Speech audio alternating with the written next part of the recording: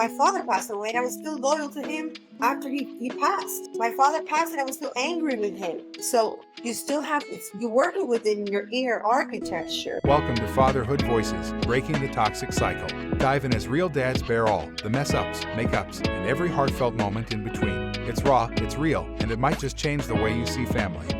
Joyce, how are you? Hi, Edwin. How are you? How's it going? Good. So the second time around is even better than the first time. Yeah, it's going to be cool. I love it. You know, something that I've been on the last couple of weeks is the inner child. So Okay. I'm curious on how spiritual divorce, because I know when we talked last time, you said that it didn't just encompass couples, but it No. was any relationship. So I do want to dive, into the inner child and I've been, as I'm writing this chapter for a book that I'm working on, I've been doing a lot of research, and one of the things that I've been focused on is how you don't necessarily have to forgive to make that disconnection with someone that's hurt you, especially when it comes to sexual abuse. So I'll be curious just to get your take on it, how you can move through life and navigate without forgiveness, if that Well, makes I sense. mean, for me, I feel like forgiveness is such an important part of it. Honestly, for me, I feel like the forgiveness is for you, really, because it's a way of making peace with what happened. Not Okay. necessarily bringing that person in your life, like, oh, I have to go and talk to my father or my mother or my ex or whatnot. I could just make peace with what happened.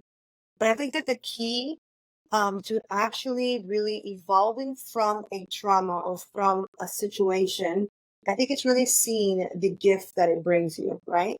Even if Okay. it's abuse or if it's something that happened to you with a bullying or some sort of situation that left you impacted, I think that everything has a gift behind it. But what happens is that we don't see the gift right away.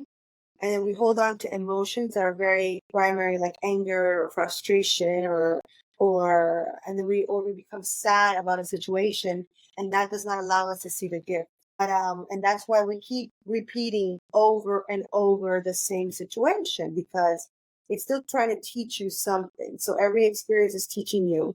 But going back to forgiveness, I believe forgiveness is key, right? For me, Then and then there's so that's many different perspectives, right? But for me, I think forgiveness is key. then that's It gonna then really- that's gonna be important then.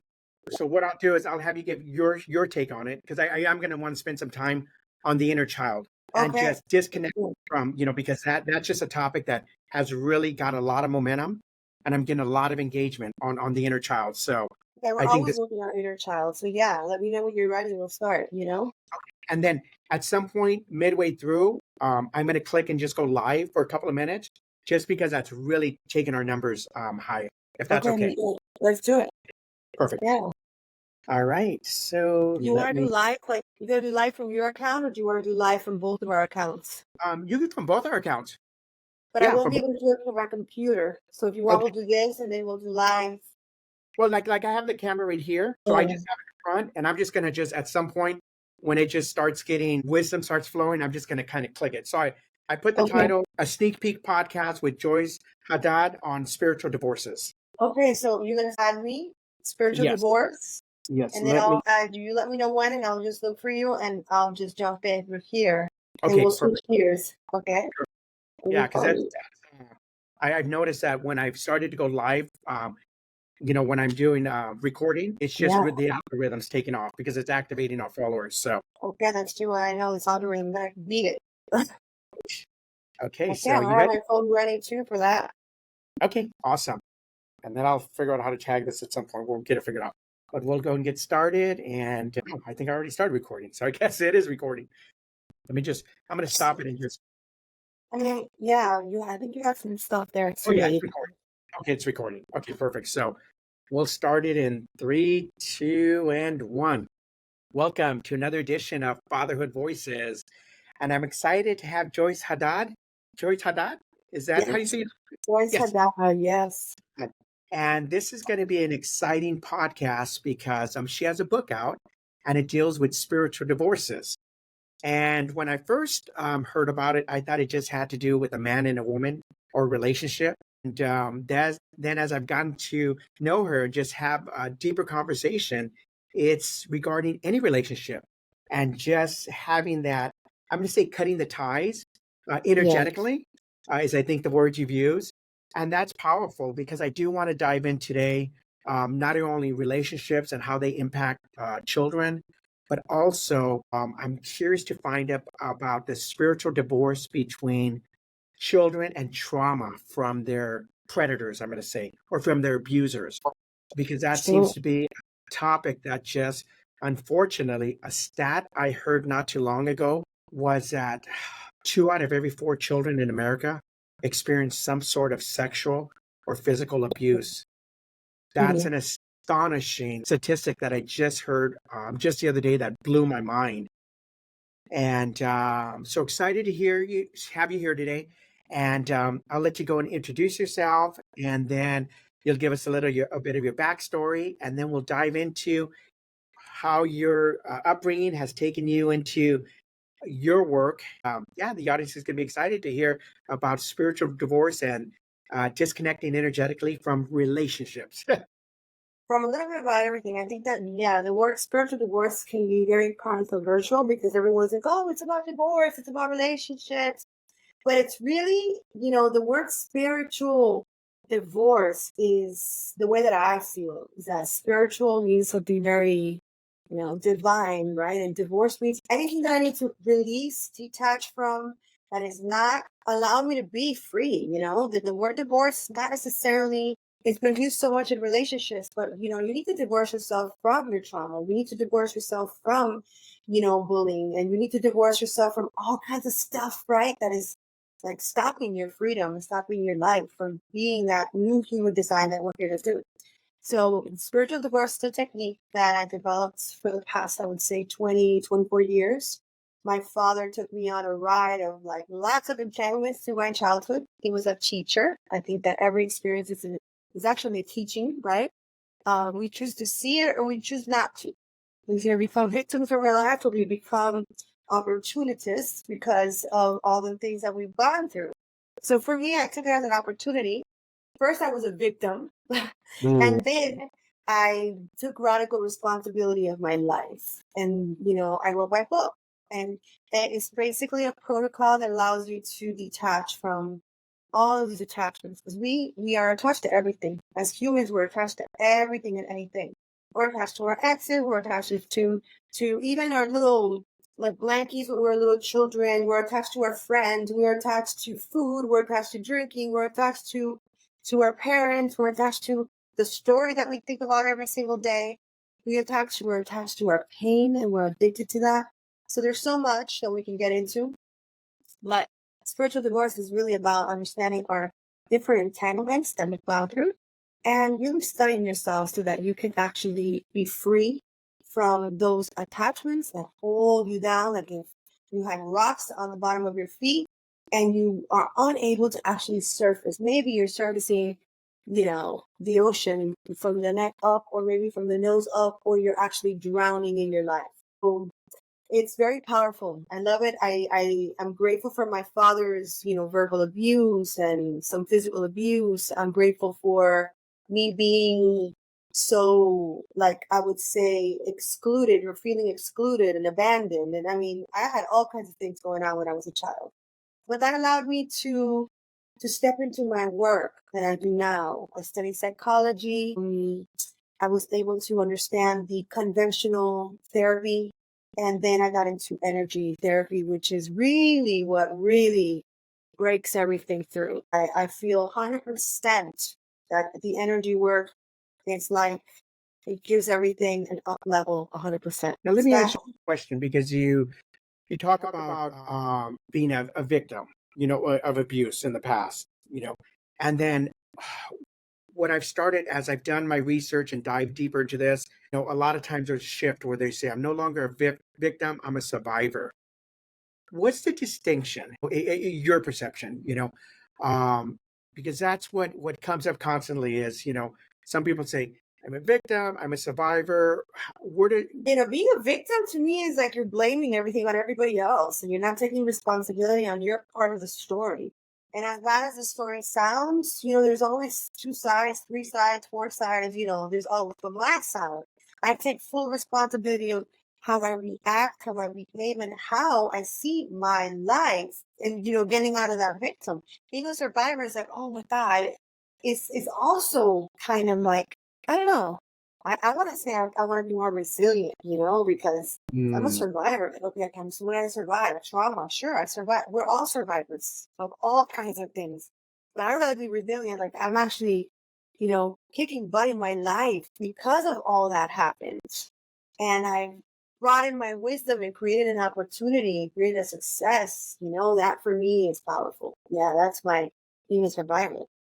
So give me an example of an action that you've taken. You said, yeah, I was a victim, but I'm taking action, I'm taking ownership. So give the audience an example because there's a lot of people out there struggling with that.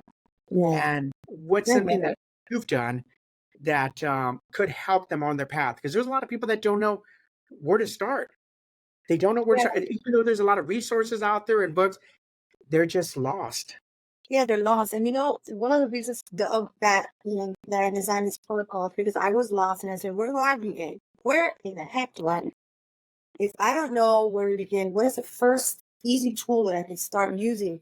One is journaling, is writing. Because it's kind of like you kind of releasing your conscious mind, which is the one that defends you all the time, that wants to tell you that you can't do something, that rational mind that is always all those 90,000 thoughts in your mind that are always trying to fight you. But when you're journaling, you're actually going into your heart. You're actually stepping into your subconscious mind.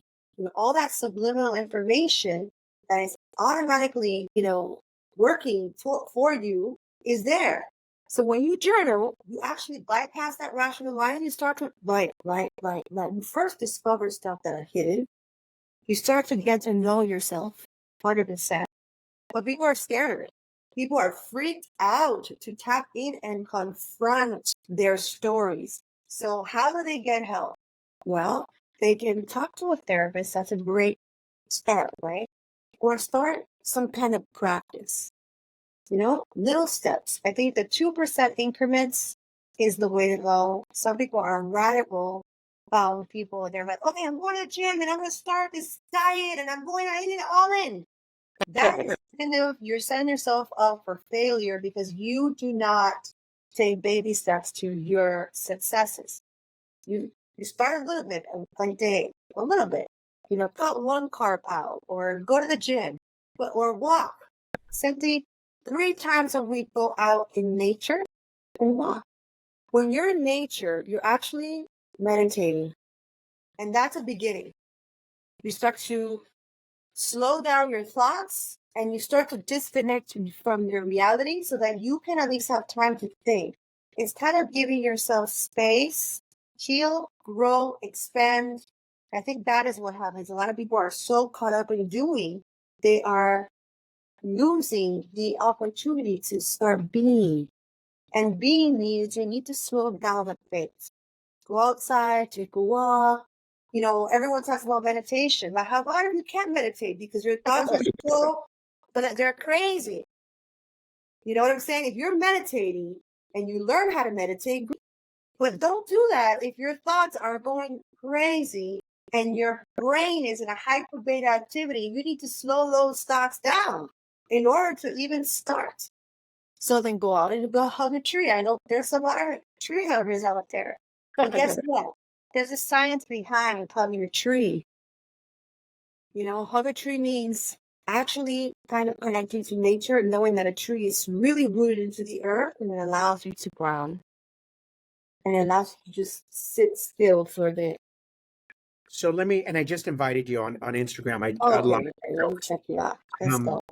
And as you're doing that, I'm going to go ahead and ask you a question. So I know in our conversation you had shared that. It's going to be a problem.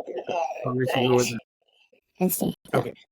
So I know you had said that you have suffered abuse as a child.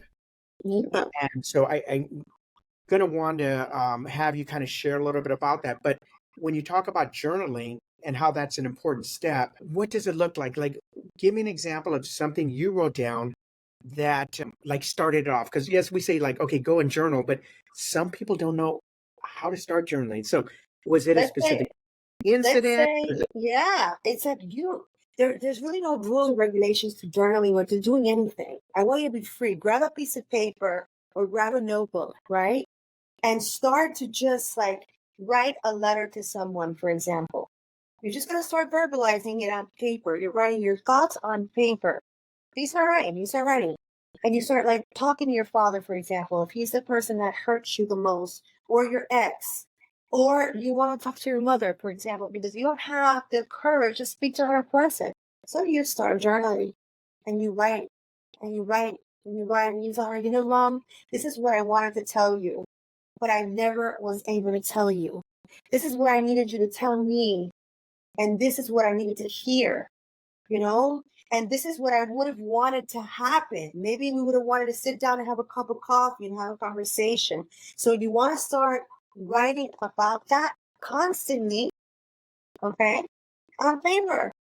You're going to start to feel your emotions surface. And then all of a sudden you're going to be like, and then what happens? You're starting to let go of all these emotions and they're coming out. When you have a record of it in your journal, okay, then you start to write about your childhood. Maybe that teacher that called you stupid, for example. And it might be insignificant for you as an adult, but for a child, that is not. That is not. That is really harsh. The child will feel stupid. I remember I was called stupid tons of freaking times by my father, by just things. Why? Because there's a wounded person on the other end telling me I'm stupid, wounding me. Heck no. So then I'm like, I take responsibility for accepting that wound and making it my own. That's powerful. That's powerful.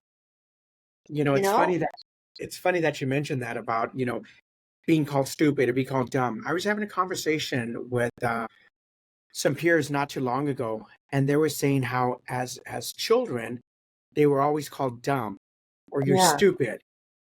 Even to this day, them now in their 40s, they're still struggling with that.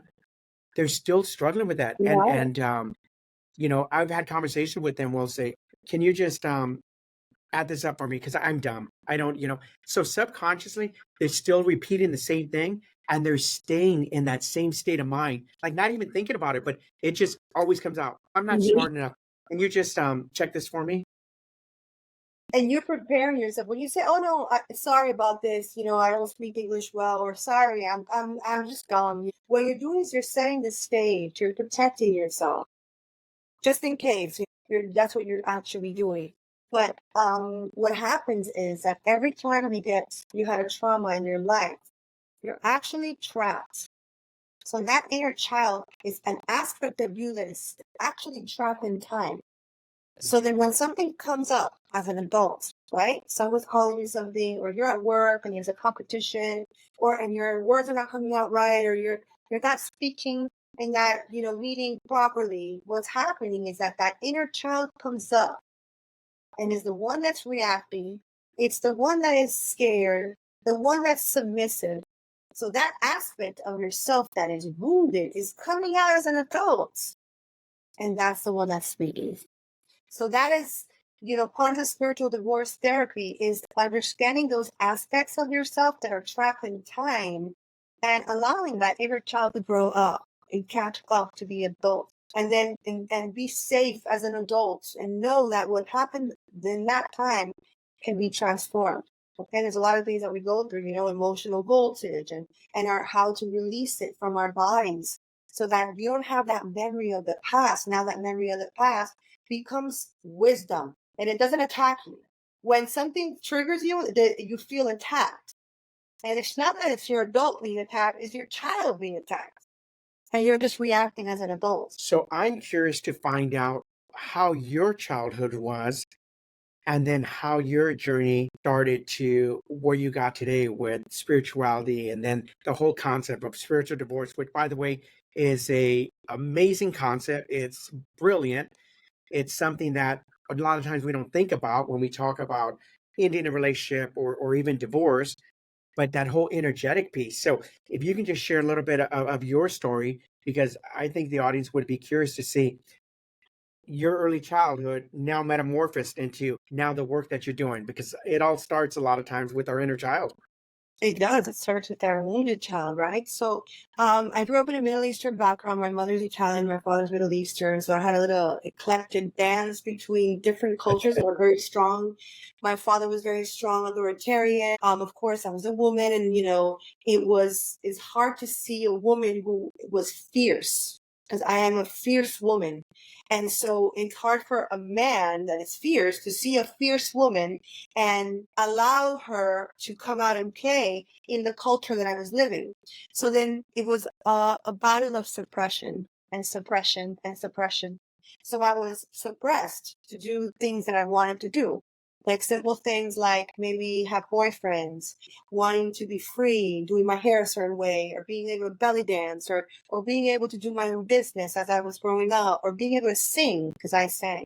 So all the things that I wanted to do were kind of suppressed, and I was redirected into what my father wanted to be, right? So there was a battle of what I wanted to do and desired versus what he wanted me to be. So the girl that wanted to come out was wounded. So I started experiencing things in secret, like a lot, while I was a child. Like I wanted to grow up so bad, so I watched stuff named Bra. I wanted to be big while I was a child. Things like that. I felt excluded. I changed the way I spoke in school because I felt like, I needed to be approved. So then I would talk a certain language with certain people, and I changed the language. So I started to morph myself in order to be included. But what I was doing was I felt so excluded. And then I got into conflict and fights. And so it was a disaster.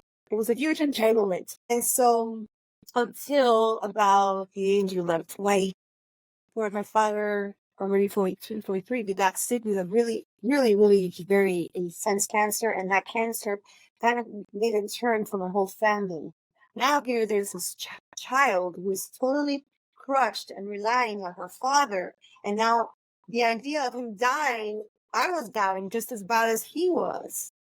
So it's like, okay, so what do I do? What do I do? What I do? And then all of a sudden the prayer, my soul prayed, and without even knowing what prayer was at the time, it prayed and said, I need help.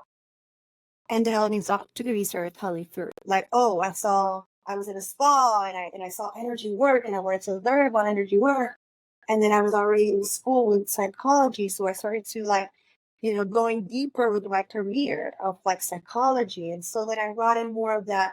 I need to help my father. And so that drive of helping him started to help me because then I started to learn about me. And I created a dance. I got to know who Joyce was, the true Joyce. And it was scary as hell, Edward. Now, I want you to really hone in on the part. I think you said last time that you happen to see a flyer. Yes, a flyer. And I think that's important because right there, it's funny how, and there's a book by David Toll, and I can't think of it offhand, but it just talks about opportunities cross your paths and how, Yeah. and I just feel like this was something that just crossed your path, and you initiated, you took it, and then it just changed the trajectory of your life. So can you share that story about you finding that flyer and then how you ended up at the spa, and that just was like life changing?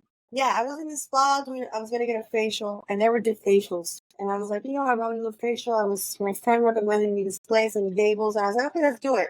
And all of a sudden, I turn, and I see a bunch of flyers of this specific energy healer that was coming to the U.S. and it was gonna teach a bunch of things. I had no clue what energy healing was. I had no clue what that was. Like all I saw was heal cancer. And so I had my narrative at that time was like, I gotta do my dad. I have to help my dad. How am I gonna help my dad live? If the doctor said 1 year of life, I can't lose my dad. I mean, he's part of myself. I'm gonna die with him. So the narrative, the story of ourselves, talking to ourselves. And so I signed up. And I signed up, and little did I know that I was just bawling and crying and crying and crying. And I was just like, oh my God, it's just started my journey. I was 20 when something. And I had already gotten married, and I got married young. I wanted to just leave my home somehow, and then I got pregnant, and then I got pregnant again. And literally, my dad got diagnosed when I was almost giving birth to my second child, and so I was like, that's it. This is the time, Joyce. And so that took me on a ride for years, years. But the good news about the whole thing is that my dad didn't die right away. My dad there was an extension of his life of 10 years. So I used, all of it to my favor because I was applying things on my father. He was emotionally releasing. I was healing. We were detaching. We were divorcing each other from the entanglement because you don't divorce from the love or the beautiful memory. You divorce yourself from the entanglement that what keeps me stuck, what keeps me angry, that keeps me frustrated, that keeps me, bitchy and angry and frustrated. That's what I'm divorcing myself from. But I'm also learning why the heck I have anger and why am I frustrated and why do I hold on to all that stuff. So when I learned all that, I was free. And then there where forgiveness comes in, huh? Forgiveness is like, okay, am I forgiving him or am I forgiving myself for allowing someone else to dominate my life? And so I was the biggest forgiveness and I was the biggest spiritual divorce. I was the biggest spiritual divorce. And so I'm like, you know what? I have to be free. And whatever the movie is on the other end, that's their movie. How do I want to live my life from now on? Why do I have to say no to my desires, my dreams? Because someone else has approval of me. I have to approve of myself. And so that's how it all generated. I did like 10 courses with this guy and then synchronicity, right? So when I always say that when preparedness is ready, opportunity comes through, that's what's called like synchronicity. Preparedness and opportunity put together and shake hands. So that's what happened. And I was like, and then I'm open and ready for everything that is in my best and my highest. And things just started coming. But even the hard stuff are opportunities. Because I've had hardships over and over and over. And Now, what do you phantoms. now? What do you mean the hard stuff had opportunities? Because we hear that a lot. We see Instagram posts, embrace the struggles, embrace the hardness of life. So what does that mean? Yeah, just like, look at it. Reach about it. Write about it.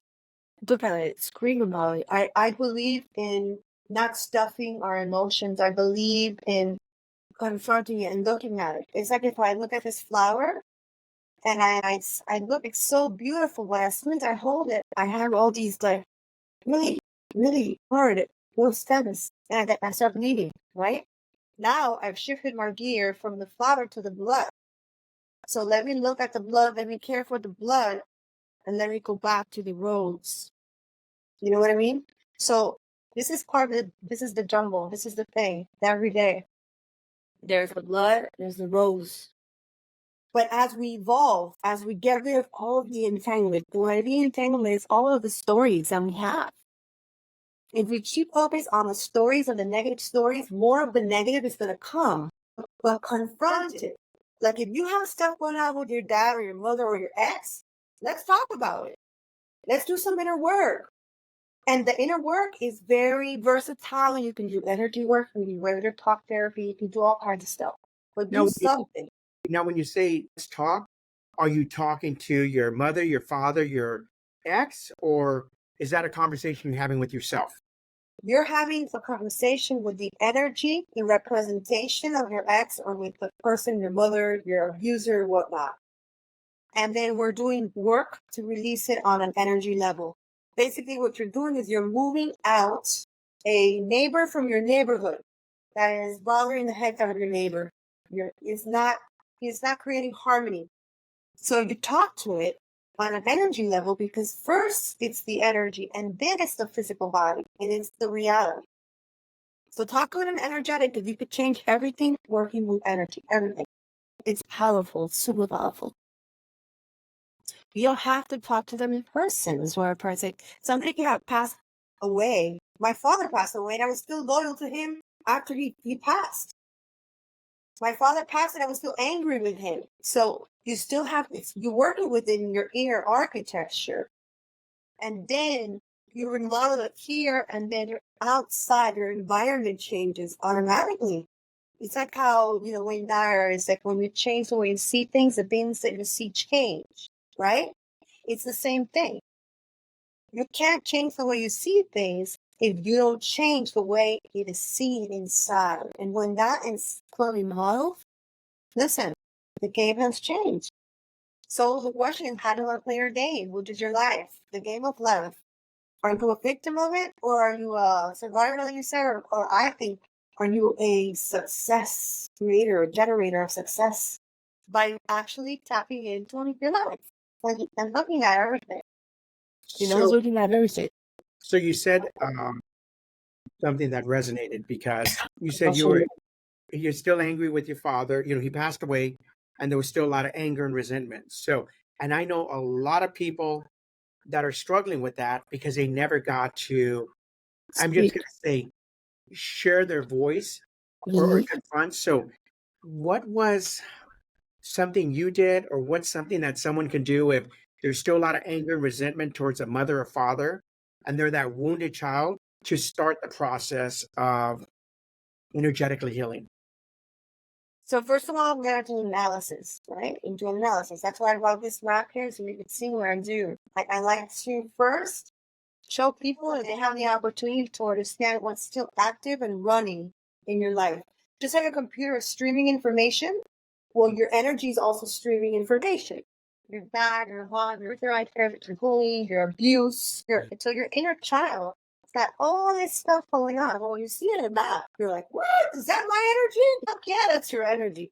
And all that is active. So why am I angry? Well, we can really understand why you're angry now.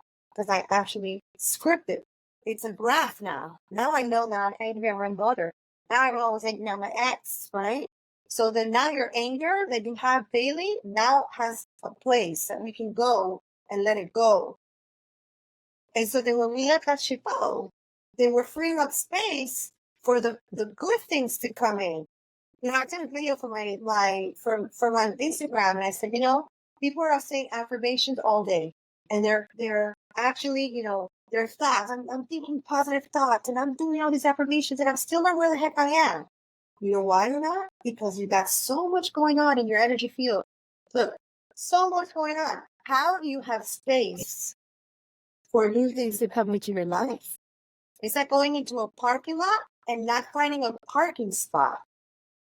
You can't go in. So what do you do? Run over a car? You gotta wait for something to come out and you come in. Same philosophy in your energy field. Okay. So, I am super happy I was introduced to energy work when that was the biggest taboo because people called it, witchcraft and all this other stuff. And I am so grateful because energy is the best science that is.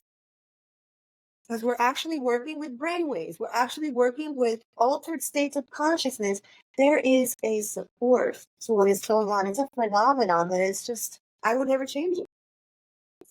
And it makes it fast. I just did a women's retreat in 7 days. People shed 30 years of their life in 7 days. So it's so powerful to use it. What takes 30 years in talk therapy, you can do it in 7 days. You can do it in one session. You can do it working with the tools. We have the tools now. It's just a matter of educating yourself and allowing it in your heart. Simple, I love this map that you put up, and I'll tell you why.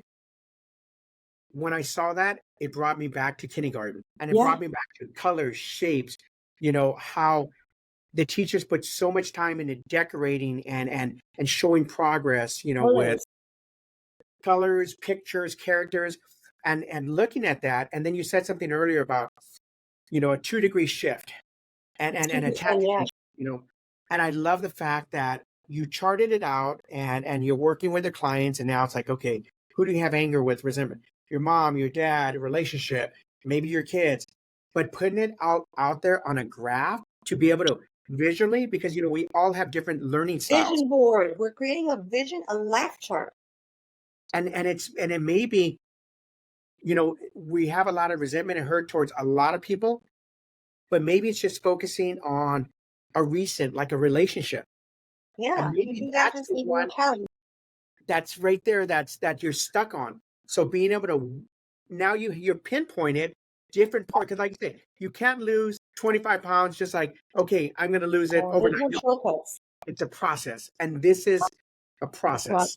And you know what? I'm going to tell you something. I don't do what you just said. You can work on a challenge that's currently happening in your life, but it's always going to take you to a memory of the past. Because I always tell people, this is what's happening in your life now. And then as soon as I break it down, what am I feeling? How is it happening? How do I act when this is happening?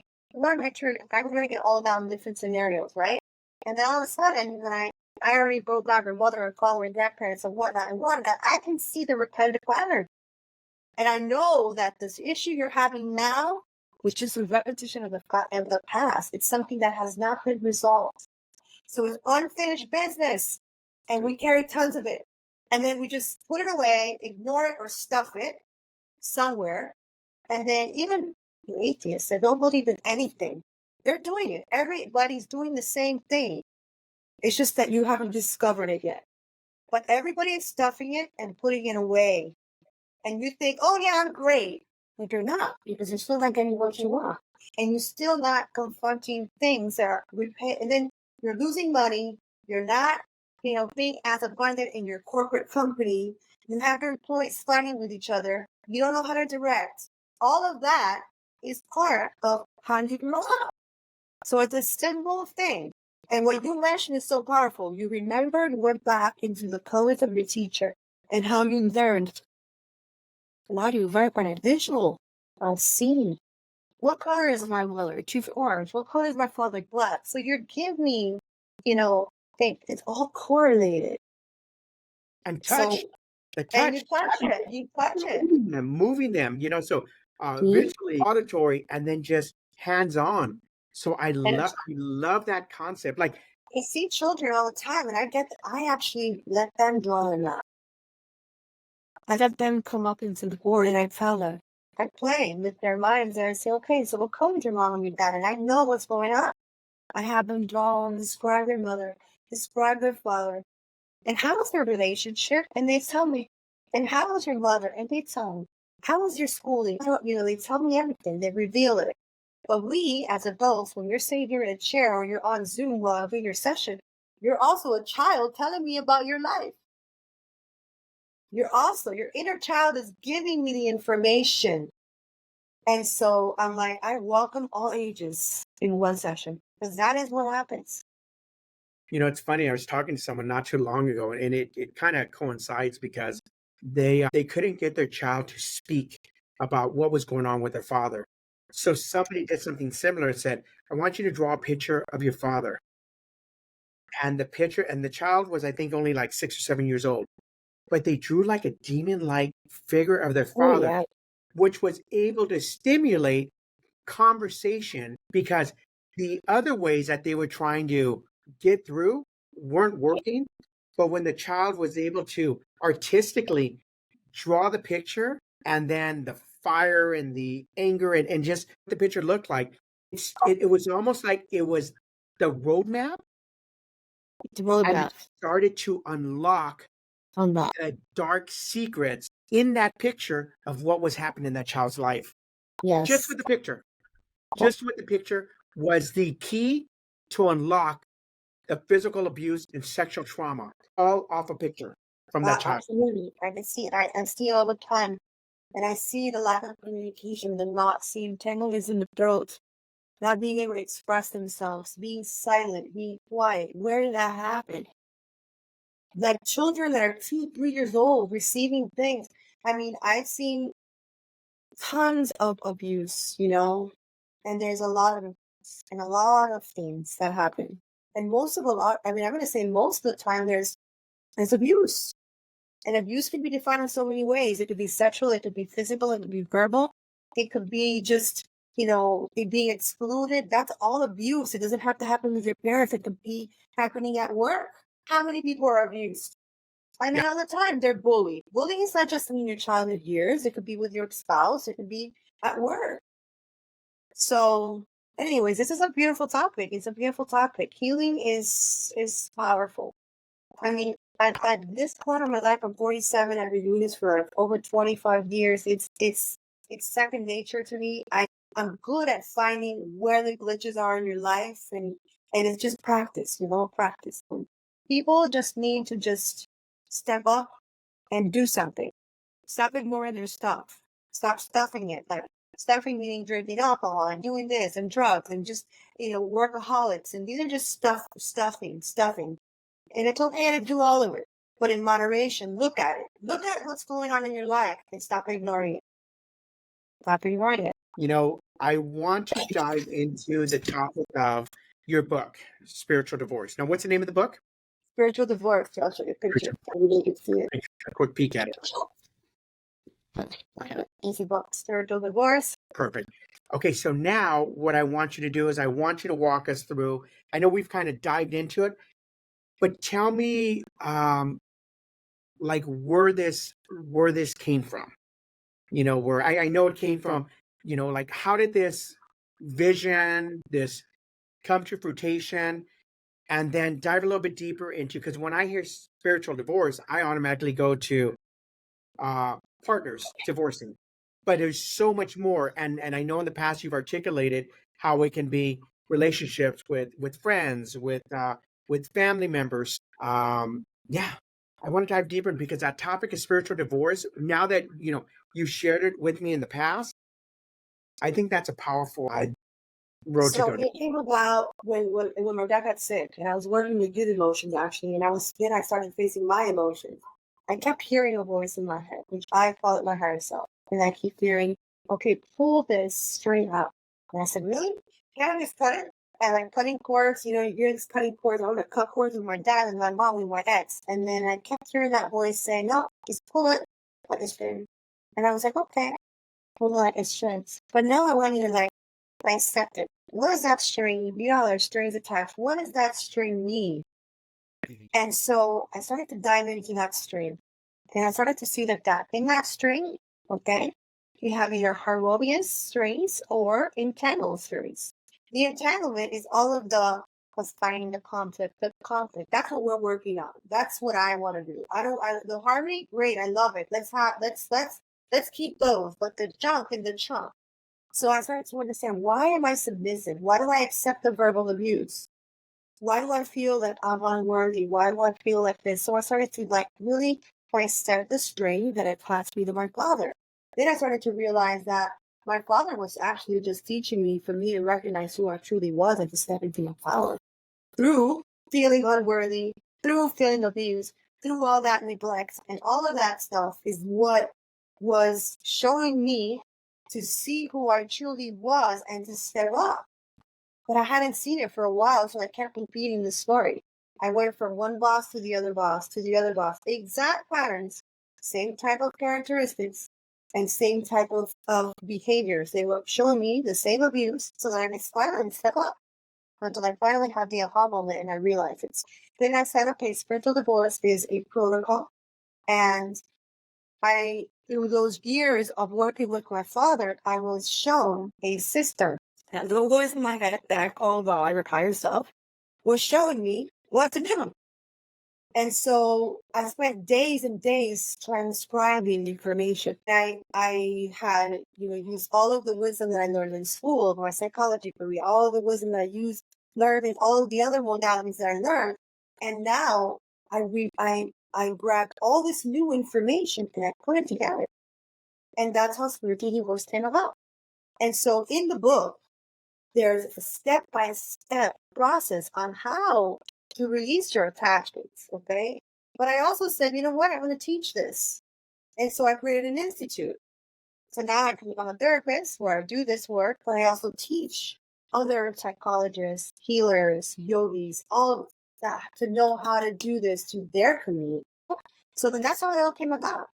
And the book really has ways on how to create your VAP, okay, how to create a VAP, how to actually detach. There's tons of exercises that you could do at home. And there's a bunch of information on my story on how it all came about, on the programmers, who are your programmers, your mom, your dad, your parents, web user, all of those people. So it kind of shows you how to break down your life. Some people say, you know what, this is too hard, let me call Joyce, right? Or let me call one of my students. Let me do a session. Let me try this. Let me go in. But at least this starts your journey. It gives you direction. So if you don't have direction, let's give you direction. I think it's important that to be lost means I can't find a way. That we can give you a way. You can show you how, your next steps are in your life. So then I started pulling and plucking, kind of like you pluck your eyelashes and not your eyelashes, your eyebrows. And so I plucked my entanglements and I released them. And I said, thank you for what it is. I forgive you and let's move forward. I know it's not as easy as it sounds. There is a process for it, but it is awesome. It's freeing, actually.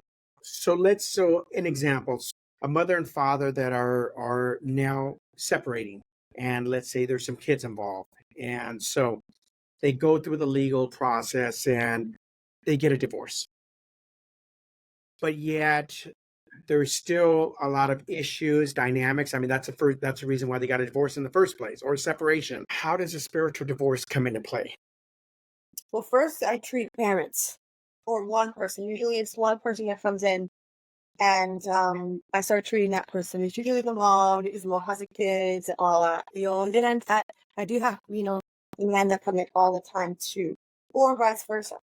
But I will start with the parents. And then I do treat children all the time, and I tell the children have to understand it's not their fault. It's not their fault. But all children probably the same thing. They just wanted to see the parents there. They why what's happening? They want to see the parents together. But it's not. It's an individual process, so we have to just teach how to break free Why do from that for parents. why do children always feel it's their fault? When Feedback is crazy. I know that in the internet. Now it's hard. I know we should beat this again. Why is it their fault? Their fault is because you always think that it's being done to you. You always think something's being done to you, right? And so, and that's where the problem comes in because the first thing that children do is that they look at something. Is it me? Is it me? Did I do something wrong? And so that's how it all begins. It all begins on feeling like something I did wrong. And so I established a program. I established an algorithm. Just like we have algorithms in Instagram, we establish an algorithm in our energy. And that's how, things continuously repeat over and over. First the mother, or the father, and then the children. It's very important to give them the peace they need to also detach from the story that they created of what happened. Does that make sense? Yes, it does. Yeah, me too. Yeah. So, tell me how this plays out with a child who's trying to divorce themselves spiritually from a parent because of an abusive or toxic upbringing. Well, they definitely start to confront the parents energetically in a session. They're laying on a massage table or they're on a Zoom call. And I take them on a trance in an altered space where we relax them and they're with their eyes closed. And then you bring in the father or the mother and you start to communicate and talk. And in that process, there's anger, there's screaming, there's talking, there's all kinds of stuff that's happening. But then there's a moment that every single person goes through, which they find peace. And it's kind of like they actually release water from a pot. And all of the emotional voltage just releases. And then there is some kind of closure that happens where we untangle those threads that we were talking about. We detach them. And it's a simple thing. You can just repeat to yourself, I untangle, pull, and release, I untangle, pull, and release, and just untangle yourself. And as those threads start to detach, there starts the peace. Because it really pull on each other and it makes it really, really tight. And this is all energetically. And if you studied in quantum, it's all a grid. And it's all like highways of information of energy, vibration, rhythms, and particles. And so when particles magnetically come together, they're very strong. What we do with spiritual divorce is we release those magnetic particles out. Okay? And then you start to climax free. You feel free, light. People come out saying, how do I feel? I feel untangled. How do I feel? Light. Light, because a lot of baggage has just left your parking lot. And that parking lot now is empty. and it's ready to bring in a new car or a new experience or a new experience, a new reality. And how does this differ from a cord cutting ceremony? So that's part of it's in my book, and my philosophy. I respect all of it because it's all beautiful. It comes from history of shamans. Like when I was writing the book, I just hear my God self say, no, don't cut because it's kind of like a vein that grows back. You need to study the information. So it's very scientific. You study why it's attached. When you release what's serving you, you don't need it anymore. And that's how the cord detaches. If you keep cutting it, you're just doing this, but you're not understanding why it's there, then you're going to keep repeating the story over and over and over. So it's not just cutting a cord, it's actually understanding why it's attached. Or it's still attached and it's still generating information. And then when you figure that out with the mapping method, with the entanglement letter, with the protocol of spiritual divorce, then you actually free yourself completely. Where that situation no longer exists. I have people telling me that I can't remember. He's really far away or she's really far away. Oh, my dad's abuse? No, I don't feel it anymore. That's because there's no voltage. It's a memory, but it's not wisdom. It's not pain. Pain is considered emotional voltage, actually. It's generated by result stuff. So the one thing about the book is it does walk you through the different steps. So similar to a cord cutting ceremony, there's different layers, different steps in order to start the process of Yep. energetically separating yourself. Yes. So yeah, the book will help you completely, or you can take it up a notch and try it with an experienced facilitator or with myself. Yeah, super powerful. And what does that look like when someone goes to sit in with sessions to start the process? How long does the process take? Can it? Well, I mean, it's about an hour and a half, a 2 hour process per session. Okay. Usually, I set the directions, instructions. They write a letter for me. They send it over. I give them exact instructions of what the letter looks like. They then guide it through. Then they send it over to me, and I actually break it all down. I understand the patterns. I get to know that person before I see them either on Zoom or in person. And then when you do the session, you're just like we are. We'll compare. I analyze and map, and I do the map, which is what we showed earlier. And then I dissect what it is. I put it all on words. And then after that, we'll talk about more of yourself. We'll write it, I'll fill in all the information. And then the last part is an interdynamic session with your eyes closed on a meditative state with music. It's a whole experience where I take you deep with breath into yourself, into your body, where all of your emotions are. And you start confronting certain things, your challenges, and your mother and your father. And then we start untangling and pulling and then releasing the attachments that keep you stuck. By the end of your session, you're feeling light and fluffy. It really feels that. And then all of a sudden you can talk about certain things and it feels like very free. There's people that heal immediately. There's people that take longer because they're not ready to forgive. They're not ready to detach. So they hold on to it thinking that they're going to forget and that they need revenge. So they take longer. But there's people that immediately in one session can release a situation. And then we actually create a treatment plan because, I wish I could give you a magic pill, but if you don't do the work, you got to do the work and create either a 3-month treatment, a 6-month treatment. But usually at the first session, you're going to feel released right away. It's awesome. This has been a In person, I move the body a bit, so you get that extra push if you do it in person, because I can massage you while you're crying. I release it from your subconscious, from your nervous system, in your back, in your bones, and release all that information while you're speaking, and it's coming out, and your body's actually vibrating because it's going to people's faces while you're breathing. And then all of a sudden you're talking and you're going into like a virtual game, but you're actually with your eyes closed. But it's the virtual game of your life. And when people wake up, they rarely open their eyes because they're really deep into a state of altered states. But they come back like, oh my God, what just happened? Come back and it's like, hey, you just had a spiritual divorce.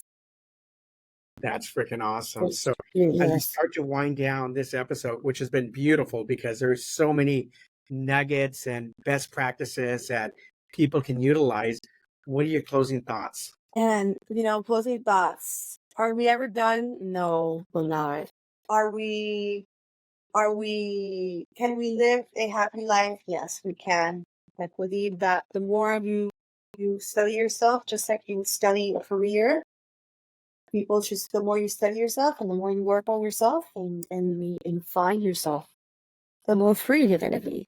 And you can do this heaven on earth. I really believe in it. I've done the work. I do the work. It's never over, like I said. I'm always tweaking. Every time something moves me the wrong way, I want to know why it's moving me, right? So that's taking responsibility. And I say, okay, let me take responsibility means I'm not gonna blame that other person for being a bitch and making me feel that way. Because no, I felt it. If it moved me, I'm the one that's feeling it. Why? And then I ask myself, when was the first time I ever felt that? Somewhere behind the scenes in my history. And I'm like, that's when it happened. Now I know why this person is making me feel the way I'm feeling. But it's all me. Closing this beautiful session, I could say you're the creator in the reality. So everything that you're experiencing outside of you, it's inside of you first. So you can't work on the outside of your home. You have to remodel it first. And first is inside. So take a challenge and a chance. Give yourself the opportunity to see yourself without judging it. And know that every pain and every struggle is actually when your success is. Because when you understand the gift it gives you, you understand that you're living earthly and understood. It's a spool all the way to the end. So let's make it the best. Let's kick ass. And with that, a final note, you are the creator of your reality, as you said. Yeah, And that is a start to breaking the toxic cycle between you that's right. and the relationships, whether we're there with mother, father, siblings, husband, wife. That's where it starts. That's where it starts. Look So, back to looking. absolutely. Thank you so much. Thank you, Edward. Thank you for having me. It's awesome to jam. I love the jam. It's Now, all love. looking forward to doing a session with you in the future, by the way. Let's do it whenever you're ready. Okay. Thank you. Have a great. Start before you're ready. Start before you're ready. Okay. No fake it in. Okay. Bye bye. All right.